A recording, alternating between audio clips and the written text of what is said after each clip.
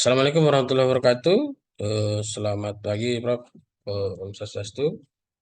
Izinkan untuk melanjutkan eh, UAS atau ujian akhir semester yang nomor 2. Perkenalkan, Prof. Saya Hendra Saputra Tanjuk, eh, program studi S3 Ilmu Pendidikan dengan NIM 233 90 11 093. Baik, saya akan melanjutkan untuk soal yang nomor 2 ujian akhir semester.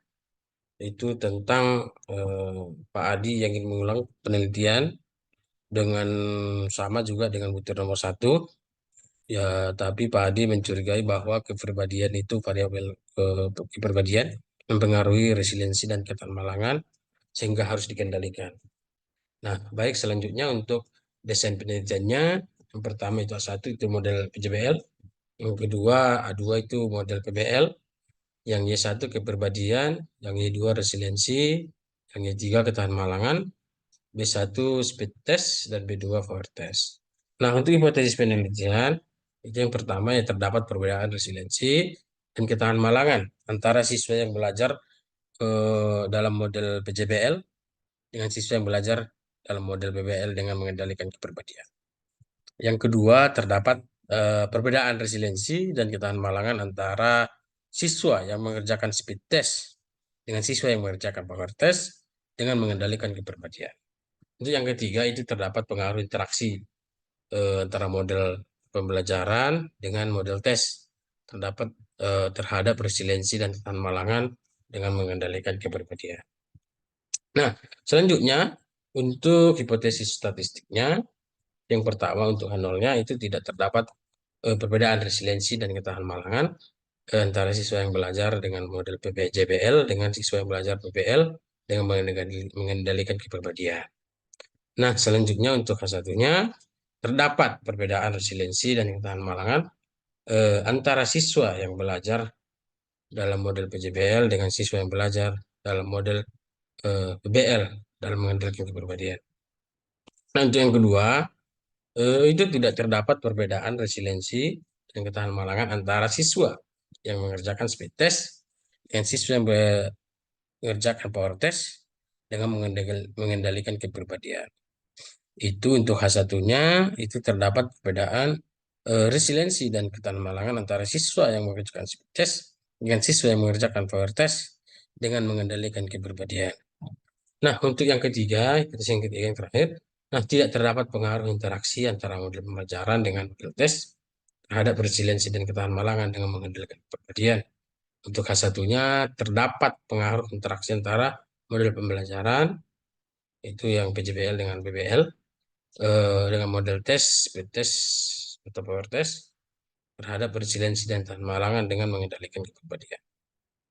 Nah, untuk penerangan kesimpulannya nanti eh, akan ditolak H0-nya jika signifikansinya itu lebih kecil atau sama dengan 0,05 dan akan menerima jika H0-nya akan menerima H0 jika nilai signifikannya itu lebih besar 0,05. Baik, kita akan lanjut ke SPSS-nya. Nah, baik di sini sudah ada data yang sudah kami sediakan itu terkait dengan soal nomor 2 ini. Kita cek variable view-nya sudah ada, model pembelajaran sudah kita buat,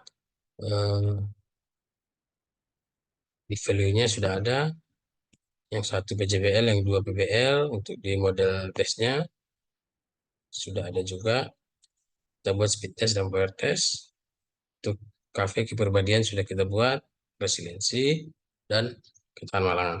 Nah, selanjutnya kita akan melakukan uji prasyarat ya, uji prasyarat untuk data ini. Yang pertama nanti kita akan melakukan uji normalitas dan uji probabilitas.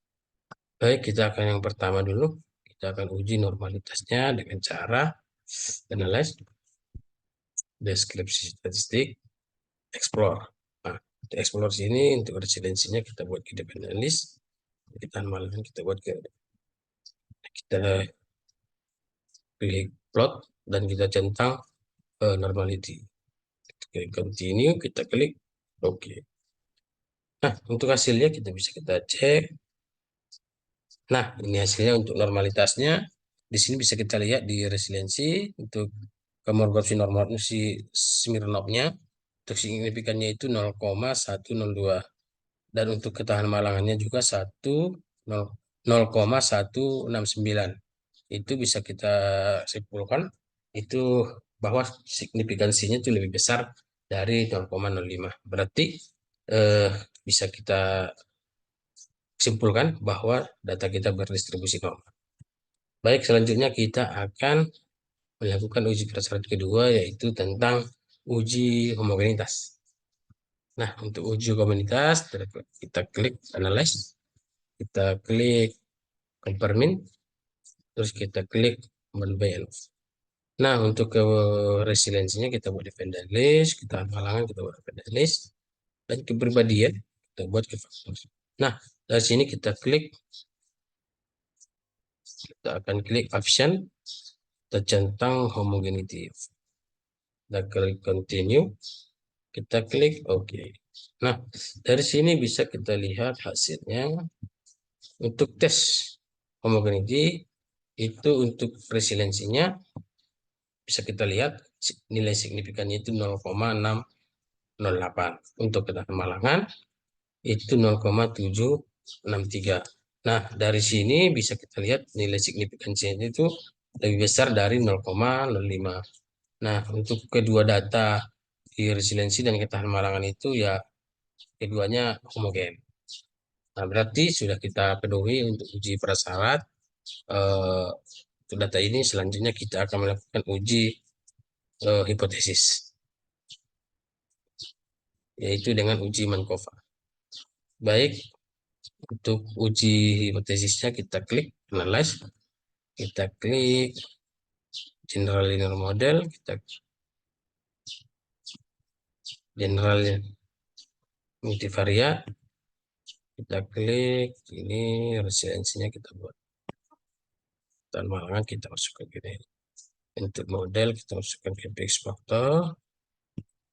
Nah, untuk kepribadian kita buat ke covariat karena dia mengendalikan gitu ya.